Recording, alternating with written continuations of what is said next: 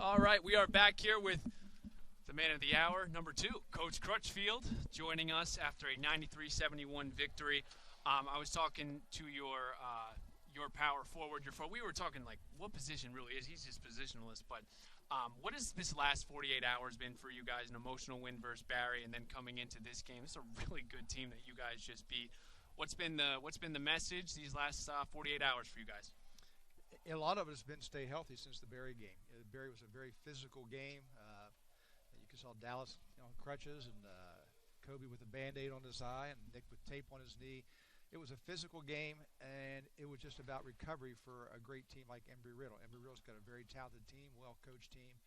So it was a lot of video, and we called it a spa day yesterday. Just kind of ice baths and whatever, little yoga.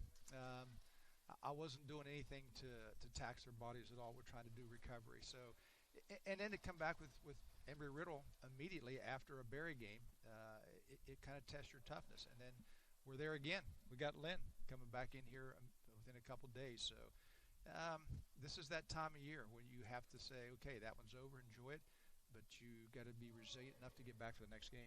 100%. I wanted to get into a little bit of Romeo Crouch. 16 points in that first half, tremendous player. But that second half, he was limited. What were some of the adjustments that you guys made with Crouch? Because you're not going to stop him from as far as an offensive productivity standpoint, but just trying to slow him down in different ways. What can you say about his game, number 1, and number 2? What did you guys do differently in that second half?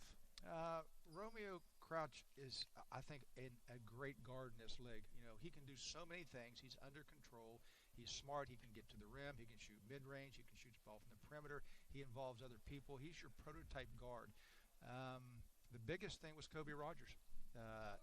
We switched Kobe off onto him middle of the first half. One of the reasons that we had to get out of the press was to get the right matchups on him. We come out of the press, we don't know who's going to be guarding who. Mm-hmm.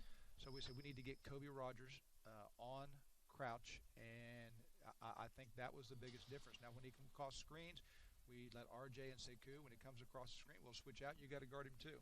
Our bigs have got to be versatile enough to guard bigs and smalls, and Romeo Crouch puts you to the test when he comes off the screen. You switch off on him. Let's get to us really quickly. Just talk to Sekou Sylla. I thought just a really nice game for him, especially when they went to zone in the second half. He's so comfortable in those areas, in the high post. He's got really good touch. Let's talk about his game today, and even this season as a whole. Like, what are some of the big jumps that you've seen from him these last couple of games? And first of all, that's a good point about the zone, because that's one of the hardest positions to play. Oh, it is in the middle of the zone. Yep. Even when there's a big hole and you think, oh, it's wide open, catching the ball in a crowd of people on every angle is tough. But he is strong enough, and he's been playing enough basketball that mentally he doesn't panic in there. Right. He can make the mid-range, he can get to the rim.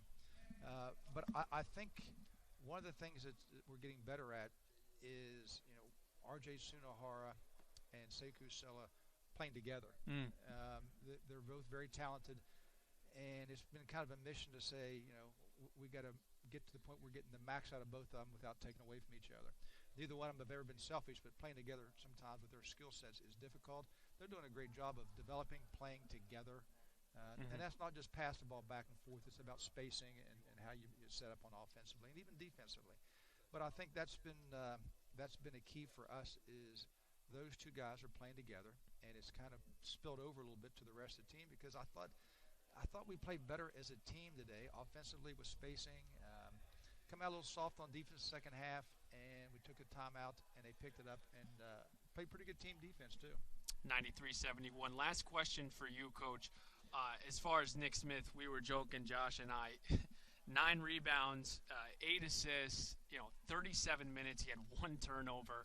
It could have been the most Nick Smith double-double, getting assists and rebounds. How great is it as a coach, just knowing you've got like a mini coach out there that organizes the offense, just never sort of gets sped up. Just talk a little bit about Nick. And he is the coach on the floor for me, and I've always needed that, because we give players so much freedom within our system that we need someone on the floor who knows how to take advantage of that freedom. And Nick he's smart, and the hard part is he's under more scrutiny from me than anybody on the floor. When things go wrong, he's usually the guy that I point to. Getting the feel for the game. We talk a lot about getting a feel for where we're at in the game, getting a feel for their defense, when to spread out a little bit more, when to attack, and a lot of that falls on his shoulders. And he has done a really good job of that. Very unselfish. He wants to win basketball games as a team, and that's what drives him further. And when you do have that drive to win games, you become a better all-court player, whether it's rebounding, passing, defense, encouraging other guys. He's our leader.